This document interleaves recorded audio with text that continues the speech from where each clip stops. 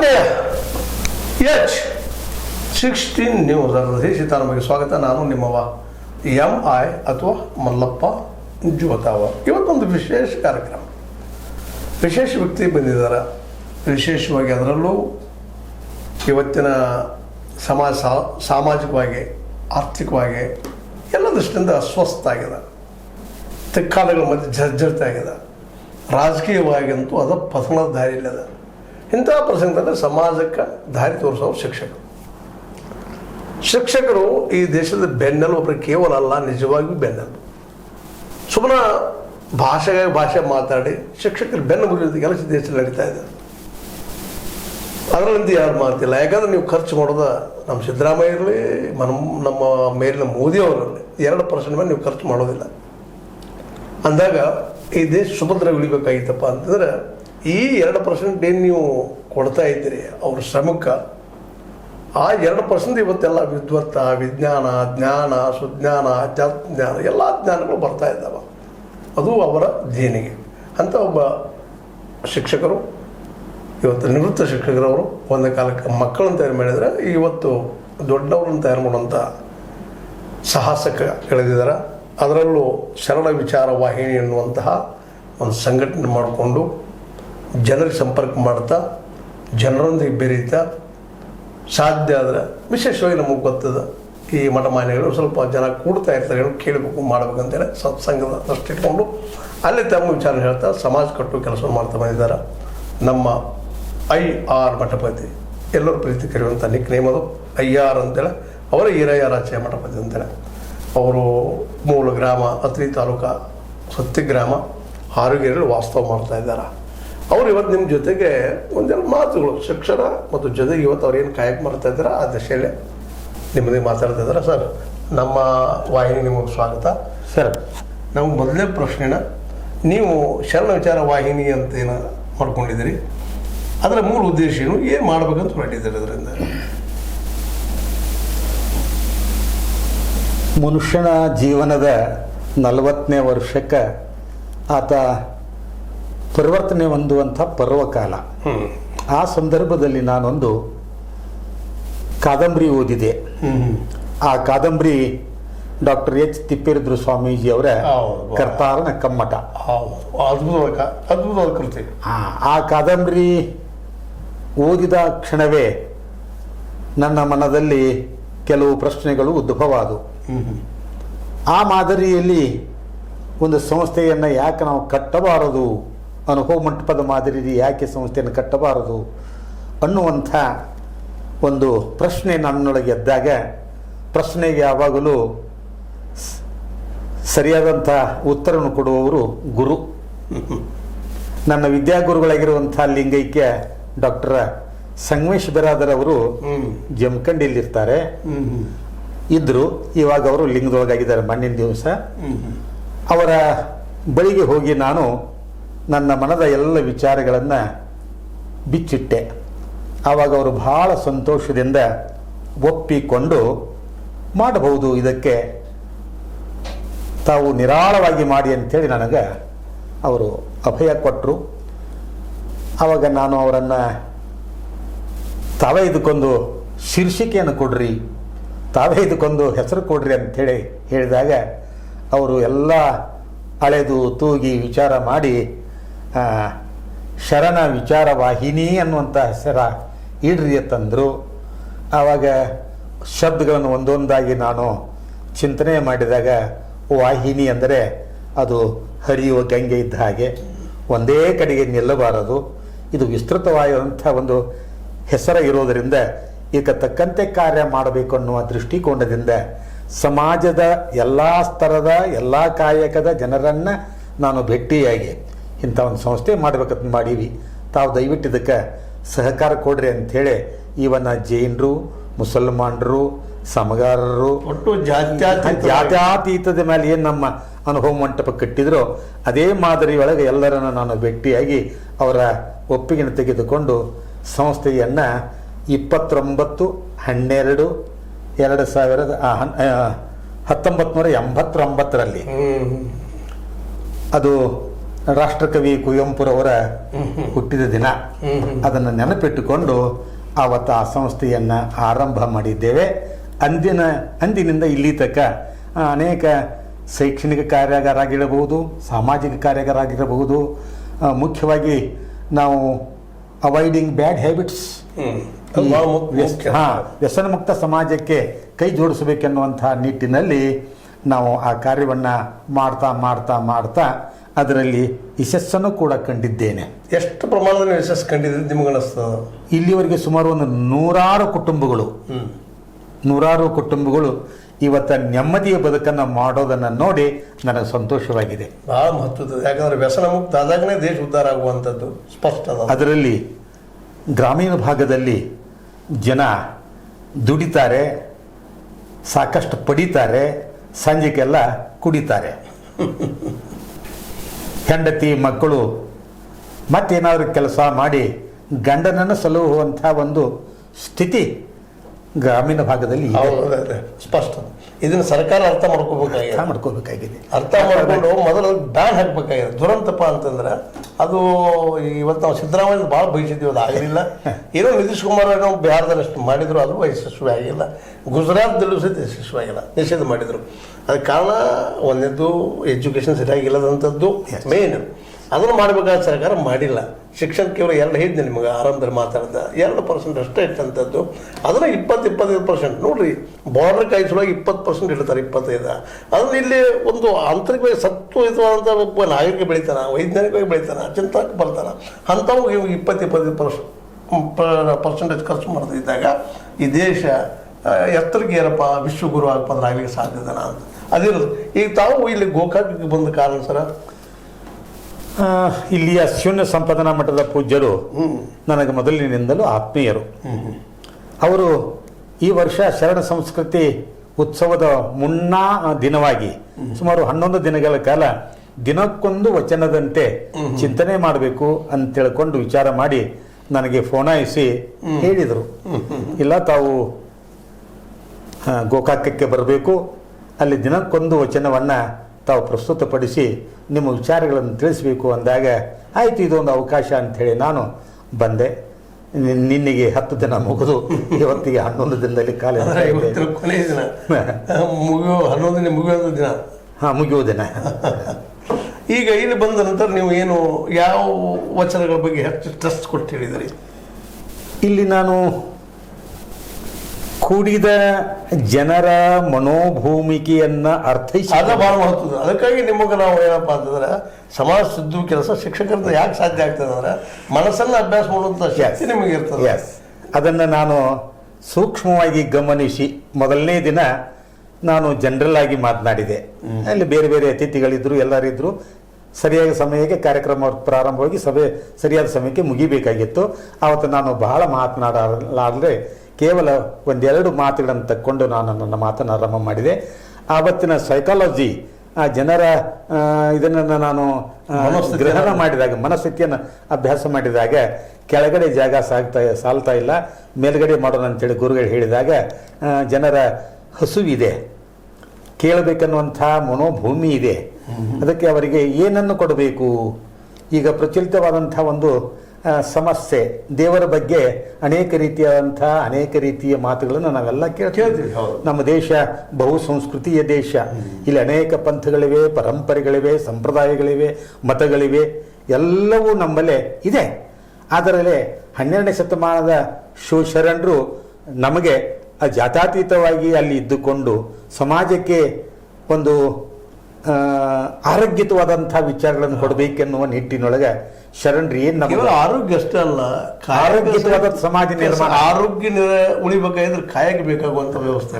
ದಾಸೋಹ ಪದ್ಧತಿ ಸಾಲದಲ್ಲ ವ್ಯವಸ್ಥೆ. ಸರಿ, ಹಾಂ, ಅದಕ್ಕೆ ಕಾಯಕ ದಾಸೋಹ ಇವುಗಳ ಅಡಿಪಾಯದ ಮೇಲೆ, ಕಾಯಕ ಮತ್ತು ದಾಸೋಹ ಎಂಬ ಅಡಿಪಾಯದ ಮೇಲೆ ಅರಿವು ಆಚಾರದ ಸೌಧ ಕಟ್ಟಿದ್ರು ಶರಣರು. ಅರಿವು ಆಚಾರ, ಅರಿವು ಅಂದರೆ ಜ್ಞಾನ, ಆಚಾರ ಅಂದರೆ ಏನು ಜ್ಞಾನ ಮಾಡ್ಕೊಂಡು ಅದರಂತೆ. ಅದಕ್ಕೆ ಅರಿವು ಆಚಾರಗಳ ಮೇಲೆ ಈ ಸಮಾಜ ನಿಂತಿದೆ, ಧರ್ಮ ನಿಂತಿದೆ ಅನ್ನೋ ದೃಷ್ಟಿಕೋನ ಇಟ್ಟುಕೊಂಡು ಅವರ ಮನಸ್ಸನ್ನು ನಾನು ಅರ್ಥ ಮಾಡಿಕೊಂಡು ಮೊದಲನೇ ದಿನ ದೇವರ ಅಸ್ತಿತ್ವದ ಬಗ್ಗೆ ಶರಣರ ನಿಲುವು ಏನಿದೆ ಅನ್ನೋದನ್ನು ನಾನು ಪ್ರತಿಪಾದನೆ ಮಾಡಿದೆ. ಆಮೇಲೆ ಈ ನಾವು ಹುಟ್ಟಿದ್ದು ಹೇಗೆ, ಈ ಭೂಮಿಗೆ ಬಂದದ್ದು ಹೇಗೆ, ತಂದೆ ತಾಯಿಗಳಿಂದ ಬಂದಿದ್ದಾದರೂ ಕೂಡ ಅದರಲ್ಲಿ ಒಂದು ವಿಜ್ಞಾನ ಇದೆಯಲ್ಲ, ಆ ವಿಜ್ಞಾನ ಹೇಗಿದೆ ಅನ್ನೋದನ್ನು ಅದಕ್ಕೆ ಪಿಂಡಸ್ಥಳ ಅಂತ ಕರೀತಾರೆ. ಆ ಪಿಂಡಸ್ಥಳವನ್ನು 2 ದಿನಗಳವರೆಗೆ ನಾನು ಬೇರೆ ಬೇರೆ ವಚನಗಳ ಆಧಾರದ ಮೇಲೆ ಪಿಂಡಸ್ಥಳವನ್ನು ಹೇಳಿದೆ. ಆಮೇಲೆ ಪಿಂಡ ಜ್ಞಾನ ಸ್ಥಳವನ್ನು ಹೇಳಿದೆ. ಪಿಂಡ ಜ್ಞಾನ ಆದ ಮೇಲೆ ಗುರು ಕಾರುಣ್ಯ ಸ್ಥಳವನ್ನು ಹೇಳಿದೆ. ಗುರು ಕಾರುಣ್ಯ ಸ್ಥಳವಾದ ಮೇಲೆ ಈಗ ಲಿಂಗಧಾರಣ ಸ್ಥಳ ನಿನ್ನೆಯಿಂದ ಪ್ರಾರಂಭವಾಗಿದೆ, ಇವತ್ತು ಮುಕ್ತಾಯ ಆಗ್ತಾ ಇದೆ. ಅಂದರೆ ಇದು ಕ್ರಮೋಕ್ತವಾದಂಥ ಒಂದು ವಿಚಾರ. ಆ ವಿಚಾರವನ್ನು ಜನ ಅದನ್ನು ಭಾಳ ಚೆನ್ನಾಗಿ ಸ್ವೀಕಾರ ಮಾಡಿದ್ದಾರೆ. ಅವರ ನಾನು ಫೀಡ್ಬ್ಯಾಕ್ ನೋಡಿದಾಗ ಕೇಳಿದಾಗ ಬಹಳ ಸಂತೋಷದಿಂದ ದಿನಕ್ಕೆ ದಿನ ಆ ಕೇಳುಗರ ಸಂಖ್ಯೆ ಹೆಚ್ಚಾಗಿ ಬಹುತೇಕ ನನ್ನ ಮಾತುಗಳು ಅವರ ಮನಸ್ಸಿನ ಮೇಲೆ ಅಚ್ಚಳಿದು ಉಳಿದಿವೆ ಅನ್ನುವಂಥ ಭಾವ ನಾನು ಬಂದಿದೆ. ಅಡ್ಡಿಲ್ಲ, ಒಳ್ಳೆಯ ಕೆಲಸ ಆಗಿದೆ ಸರ್ ತಮ್ಮಿಂದ. ಈಗ ನಾವು ಚಿಕ್ಕ ಪ್ರಶ್ನೆ ಇದಕ್ಕೆ ಆ್ಯಡ್ ಆಗವಂಗ. ಈಗ ನೀವು ಮಾಡುತ್ತಿರುವಂಥ ಕಾಯಿಗಿಂದ ಸಮಾಜ ಪರಿವರ್ತನೆ ಆಗ್ತಾ ಇದೆ, ಎಲ್ಲನೂ ಆಗ್ತಾಯಿದೆ ಅಂತ ಹೇಳ್ತಾ ಇದ್ದೀರಿ. ಭಾಳ ಸಂತೋಷ ಆಗ್ತದೆ. ಯಾಕಂದ್ರೆ ಜನಕ್ಕೆ ಬೇಕಾಗ್ಯದ, ಜನನೂ ಬಯಸ್ತಾ ಇದ್ದಾರೆ. ಆದ್ರೆ ಏನಾಗ್ಯದಪ್ಪ ಅಂದ್ರೆ ಈ ಪರಿಸ್ಥಿತಿ ಇವತ್ತು ಅದನ್ನು ಪಡ್ಕೊಳ್ಳೋಂಥ ಸ್ಥಿತಿಗಾಗಿ, ಅಂದರೆ ಈಗ ಆರ್ಥಿಕ ಅಭದ್ರತೆಯಿಂದಾಗಿ ಭಾಳಷ್ಟು ಕುಟುಂಬಗಳು ತಪ್ಪು ಹೆಜ್ಜೆ ಇರ್ತಾ ಇರ್ತಾವೆ. ಅದು ಹೇಗಾದ್ರೂ ಮಾಡಿ ಶ್ರೀಮಂತ ಆಗಬೇಕು, ಮತ್ತೇನೋ ಆಗಬೇಕು ಅನ್ನುವಂಥ ಅಭಿಲಾಷೆಗೆ ಬೀಳುವಂಥ ಅನೇಕ ಕುಟುಂಬಗಳು ದಾರಿ ತಪ್ಪುವಂಥ ಕೆಲಸಗಳು ಇರ್ತಾವೆ. ಹೌದು. ಅದಕ್ಕೆ ಈ ನೀವು ಹೇಳುವಂಥ ನೈತಿಕತೆ ಆಗಲಿ ಮತ್ತೇನೋ ಆಗಲಿ ಎಷ್ಟರವರೆಗೆ ಎಲ್ಲಿವರೆಗೆ ಈ ತಪ್ಪುಗಳನ್ನು ಮಾಡೋದನ್ನು ತಡಿಬಹುದು ಅಂತ ನೀವು ವಿಚಾರ ಮಾಡ್ತೀರಿ ಸರ್? ಬಹಳ ಸರಿಯಾದಂಥ ಪ್ರಶ್ನೆಯನ್ನು ನೀವು ಕೇಳಿರಿ. ಸಮಾಜ ಮುಖ್ಯವಾಗಿ ಅಶಿಕ್ಷತನದಿಂದ ಬದುಕ್ತಾ ಇದೆ. ಶಿಕ್ಷಣ ನಮ್ಮಲ್ಲಿ ಇಲ್ಲ. ಅದು ದೊಡ್ಡ ಅನಾರೋಗ್ಯ. ಇದು ದೊಡ್ಡ ಅನಾರೋಗ್ಯ. ಶಿಕ್ಷಣಕ್ಕೆ ನೀವಾಗಲೇ ಒಂದು ಮಾತು ಹೇಳಿದಿರಲ್ಲ, ಸರ್ಕಾರಗಳು ಕೇವಲ ಪ್ರತಿಶತ 2% ಮಾತ್ರ ಶಿಕ್ಷಣಕ್ಕೆ ಖರ್ಚು ಮಾಡ್ತಾ ಇದೆ. ಅದನ್ನು ಸ್ವಲ್ಪ ಎತ್ತರ ಮಟ್ಟಕ್ಕೆ ಹೋದರೆ ಏನಾದರೂ ಬದಲಾವಣೆ ಮಾಡಿಕೊಳ್ಳಬೇಕು ಅನ್ನೋಂಥ ವಿಚಾರ ಐತಲ್ಲ, ಆ ಅಶಿಕ್ಷಿತತನದಿಂದ ನಮ್ಮ ಜನ ಸರಿಯಾದಂಥ ತತ್ವಗಳನ್ನು ತಿಳಿಯಲಾರದೆ ಯಾವ ಪಂಥ ಪರಂಪರೆಗಳಿಗೆ ತಲೆಬಾಗಿ ತಮ್ಮ ಧರ್ಮಾಂಧತೆ ಎನ್ನಬಹುದು. ಇವತ್ತು ಅನೇಕ ಪರಂಪರೆಗಳು ನಮ್ಮಲ್ಲಿ ಬಂದಾವ. ಅವು ಕೆಲವು ಜನರನ್ನು ಆಕರ್ಷಣೆ ಮಾಡ್ತಾವ. ಅದನ್ನ ಯಾವುದಂತ ಹೆಸರು ಹೇಳೋದಿಲ್ಲ, ಬರ್ತಾವ. ಅದಕ್ಕೆ ಗಾಳಿ ಮಾಡ್ತದ ಜ್ಞಾನ ಬಹಳ ಅಪಾಯಕಾರಿ. ಆ ಕಾರಣಕ್ಕಾಗಿ 12ನೇ ಶತಮಾನದ ಬಸವಾದಿ ಶಿವಶರಣರು ಯಾವ ನಿಟ್ಟಿನಲ್ಲಿ ಸಮಾಜ ಕಟ್ಟಬೇಕು ಅನ್ನುವಂಥ ಒಂದು ವಿಚಾರ ಇಟ್ಟುಕೊಂಡು ವಚನ ಸಾಹಿತ್ಯವನ್ನು ನಾವು ಆಡುವ ಭಾಷೆಯೊಳಗೆ ಸುಲಭವಾಗಿ ನಮಗೆ ಕೊಟ್ಟಿದ್ದಾರಲ್ಲ, ಆ ಕಾರಣ ಅವಕಾಶ ನಮ್ಮ ಸರ್ಕಾರ ಮಾಡಿಕೊಡಬೇಕಾಗಿದೆ. ಅದನ್ನು ಇವತ್ತು ಭಾರತೀಯ ಎಲ್ಲ ಭಾಷೆಗಳಿಗೆ ವಚನ ಸಾಹಿತ್ಯದ ತರ್ಜುಮೆ ಆಗಿದೆ. ನಮಗೇನು ಬೇಕಾಗಿದೆ ಸರ್ ಇವತ್ತು ತಮ್ಮಲ್ಲಿ ಕೇಳ್ಕೊಳ್ಳೋದು ಏನಪ್ಪಾ ಅಂದ್ರೆ ತರ್ಜುಮೆ ಆಗಿದೆ, ಎಲ್ಲ ಆಗಿದೆ. ಅದನ್ನ ಓದುವಂತ ಜನ ಹೆಚ್ಚಾಗಬೇಕು. ಈಗ ನೀವು ಮಾತಾಡೋ ಮಾತು ನನಗೆ ಅರ್ಥ ಆಗ್ಬೇಕು. ರಾಮಾಯಣ ದರ್ಶನ ಬರೆದ್ರು, ಆದ್ರೆ ರಾಮಾಯಣ ದರ್ಶನವನ್ನು ಓದಿ ತಿಳ್ಕೊಳ್ಳೋಂಥ ಶಕ್ತಿ ಎಷ್ಟು ರಾಮಾಯಣ ದರ್ಶನ ಅಂತ ಕೂಡಲೇ ನನಗೆ ಒಂದು ಮಾತು ನೆನಪಾಗ್ತದೆ.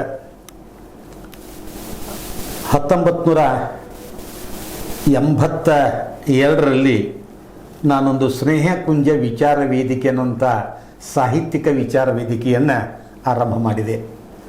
ಆವಾಗ ವಿಶ್ವವಿದ್ಯಾಲಯಗಳು ಗ್ರಾಮೀಣ ಮಟ್ಟದಲ್ಲಿ ಪ್ರಸಾರಾಂಗ ಸಂಸ್ಥೆಯನ್ನು ಮಾಡಿ ಆ ಗ್ರಾಮೀಣ ಮಟ್ಟಕ್ಕೆ ಇಳಿದು ಉಪನ್ಯಾಸಗಳನ್ನು ನೀಡಿಸಿ ಅವುಗಳನ್ನು ಸಣ್ಣ ಸಣ್ಣ ಪುಸ್ತಕದ ರೂಪದಲ್ಲಿ ಹಂಚ್ತಾ ಇದ್ರಲ್ಲ ಕನ್ನಡದಲ್ಲಿ.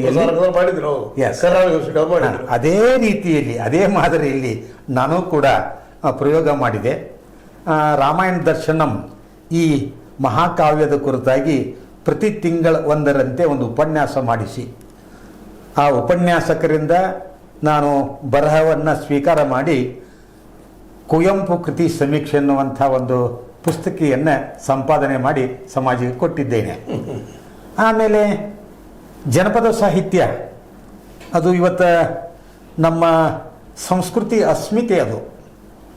ಆ ಸಂಸ್ಕೃತಿಯ ಅಸ್ಮಿತೆ ಇರೋದರಿಂದ ಜನಪದ ಸಾಹಿತ್ಯ ಗ್ರಾಮೀಣ ಮಟ್ಟಕ್ಕೆ ಮುಟ್ಟಬೇಕನ್ನುವಂಥ ಉದ್ದೇಶದಿಂದ ನಾನು ಪ್ರತಿಯೊಂದು ಹಳ್ಳಿಗೆ ಒಬ್ಬ ಯೋಗ್ಯ ಉಪನ್ಯಾಸಕರನ್ನ ಕರೆದುಕೊಂಡು ಹೋಗಿ ಆ ಉಪನ್ಯಾಸವನ್ನು ಮಾಡಿಸಿ ಮುತ್ತು ಸುರಿದಾವ ಅನ್ನುವಂಥ ಒಂದು ಶೀರ್ಷಿಕೆಯಲ್ಲಿ ಆ ಒಂದು ಪುಸ್ತಕವನ್ನು ನಾನು ತಯಾರು ಮಾಡಿದೆ. ಇನ್ನೊಂದು, ನಮ್ಮಲ್ಲಿ ಸಾಹಿತ್ಯದ ಒಲವು ಮಕ್ಕಳಲ್ಲಿ ಕಡಿಮೆ ಆಗ್ತಾ ಇದೆ.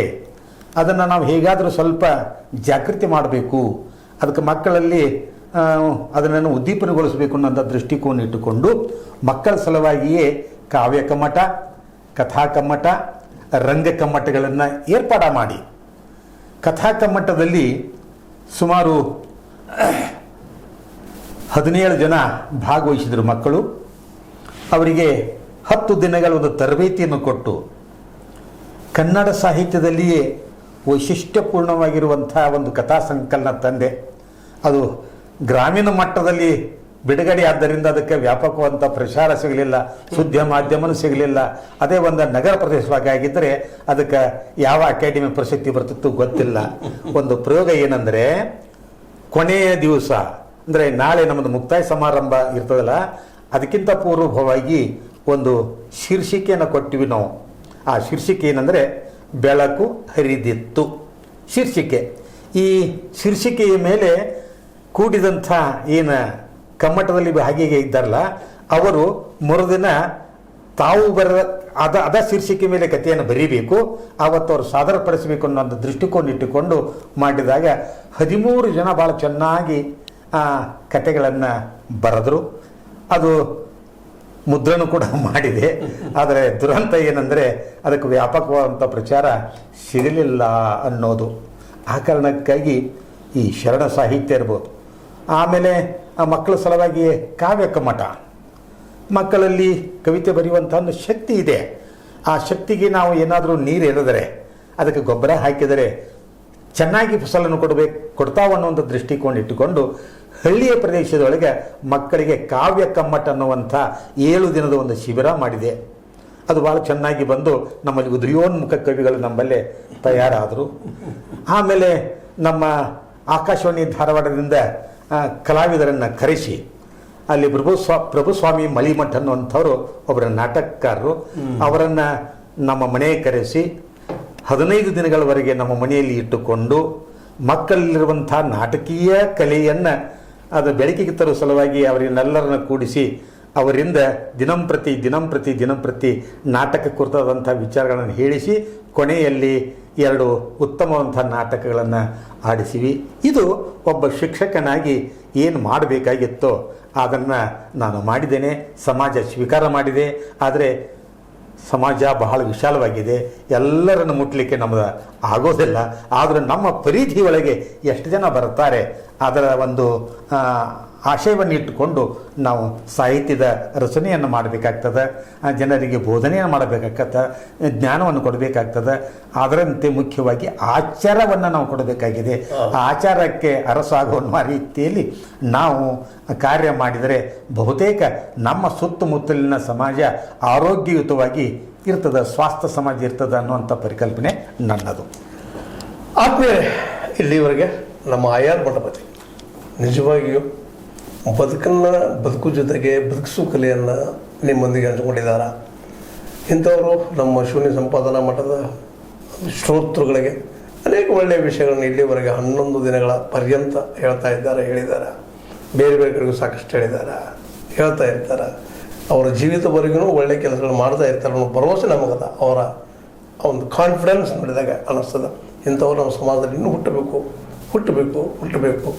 ಆದರೆ ಎಲ್ಲರಿಗೂ ಮೂಲ ಬಂದದ್ದು ಆರ್ಥಿಕ ವ್ಯವಸ್ಥೆ ಇಲ್ಲದಕ್ಕಾಗಿಂತ ಎಲ್ಲ ಸರಸ್ವತಿ ಪುತ್ರರಿಗೆ ಯಾರ್ಯಾರದು ಆಶ್ರಯ ಪಡೆಯುವಂಥ ಅನಿವಾರ್ಯತೆಗಳು ಬಂದಿರುವಂಥ ಕಾರಣಕ್ಕಾಗಿ ಸರ್ಕಾರ ಜವಾಬ್ದಾರಿ ವಹಿಸಬೇಕಾಗಿದೆ. ಎಲ್ಲ ಸಮಸ್ಯೆಗಳಿಗೆ ಮೂಲ ಅಂತ ಒಂದು ಮಾತು ಹೇಳ್ತಾನೆ, ದುಡ್ಡು, ಅರ್ಥ. ಆ ಅರ್ಥ ವ್ಯವಸ್ಥೆಗೆ ಅಂದ್ರೆ ಶಿಕ್ಷಣಕ್ಕೆ ಇವತ್ತು ನಿಜವಾಗಿಯೂ 20% ಖರ್ಚು ಮಾಡಲೇಬೇಕು ಅಂದಾಗ ಮಾತ್ರ ಈ ದೇಶ ವಿಶ್ವಗುರು ಆಗ್ಲಿಕ್ಕೆ ಸಾಧ್ಯದ. ಇಲ್ಲಾಂದ್ರೆ ನಾವು ಅಮೆರಿಕಕ್ಕೂ ಕಲಿಬೇಕು ಅನ್ನೋ ಹಾವು ಹೆಚ್ಚಾಗ್ತದೆ ವಿನ ಚೈನಾಕ್ಕೆ ಹೋಗಿ ಕಲಿಬೇಕನ್ನೋ ಹಂಬಲ ಹೆಚ್ಚಾಗ್ತದೆ ವಿನಃ ಯುರೋಪ್ ಖಂಡಕ್ಕೆ ಹೋಗಿ ಕಲಿಬೇಕನ್ನೋ ಹಂಬಲ ಹೆಚ್ಚಾಗ್ತದೆ ವಿನಃ ನಾವು ಸುಮ್ಮನೆ ಏನೇನೋ ಬೊಗಳೆ ಬಿಡೋದ್ರಲ್ಲಿ ಏನು ಅರ್ಥ ಇಲ್ಲ ಅನ್ನೋದನ್ನು ನಾವು ಇವತ್ತು ಪ್ರಬಲವಾಗಿ ನಂಬಬೇಕಾಗ್ಯದ. ಜೊತೆಗೆ ಇಂಥ ಗುರುಗಳು ನಮ್ಮಲ್ಲಿ ಬರಬೇಕಾಗ್ಯದ. ಆ ಬರಬೇಕಾಗಿದ್ರೆ ಸರ್ಕಾರಗಳು ಈ ದಿಸೆಯಲ್ಲಿ ಚಿಂತನೆ ಮಾಡಬೇಕಾಗ್ಯದ. ಇದು ಆಗಬೇಕು, ಮೂಮೆಂಟ್ ಆಗಬೇಕು, 20% ಖರ್ಚಾಗಬೇಕು. ಡಿಫೆನ್ಸ್ಗಿಂತಲೂ ರಕ್ಷಣೆಗಿಂತಲೂ ಬಹಳ ಮಹತ್ವದ್ದು ದೇಶ ಆಂತರಿಕವಾಗಿ ಬಲಿಷ್ಠ ಆಗುವಂಥದ್ದು. ಈ ದಿಶೆಯಲ್ಲಿ ನಮ್ಮ ಗುರುಗಳು ಭಾಳ ಪ್ರಯತ್ನ ಮಾಡ್ತಿದ್ದಾರೆ. ಹಳ್ಳಿ ಏರಿಯಾದಲ್ಲೇ ಹಳ್ಳಿಯಲ್ಲಿ ಹುಟ್ಟಿದ್ದಾರೆ, ಅಲ್ಲಿ ಬೆಳೆದಿದ್ದಾರೆ, ಅಲ್ಲಿ ನೀರು, ಅಲ್ಲಿಯ ಗಿಡ, ಅಲ್ಲಿಯ ಗಾಳಿ ಎಲ್ಲನೂ ಸೇವನೆ ಮಾಡಿ ಅಲ್ಲಿ ಜನಕ್ಕೆ ತಮ್ಮ ಜೀವಿತದಲ್ಲಿ ಏನು ಸಾಧ್ಯ ಕೊಡ್ಲಿಕ್ಕೆ ಪ್ರಯತ್ನ ಮಾಡ್ತಿದ್ದಾರೆ. ಸಮಾಜನ ತೊಗೊಂಡಿದ್ದು ಸಮಾಜಕ್ಕೆ ಕೊಡೋದಕ್ಕೆ ಕೆಲಸ ಮಾಡ್ತಿದ್ದಾರೆ. ಅವ್ರಿಗೆ ಅನೇಕ ಧನ್ಯವಾದಗಳು ಹೇಳ್ತಾ ತಾವು ಬಂದಿರಿ ಸರ್, ಮಾತಾಡಿದೆ ನಮಗಂದ್ರೆ ಭಾಳ ಖುಷಿಯಾಗಿತ್ತು ಅಂತ ಹೇಳ್ತಾ ಇಲ್ಲಿಗೆ ನಮ್ಮ ಮಾತನ್ನು ಮುಗಿಸ್ತಾ ಇದ್ದೀನಿ. ವಂದನೆಗಳು. H16 ನ್ಯೂಸ್ ಅರ್ಥಾತ್ ಸಿದ್ದರಾಮಯ್ಯ ಸತ್ಯದ ಕೈಗಳಲ್ಲಿ ವಂದನೆಗಳು.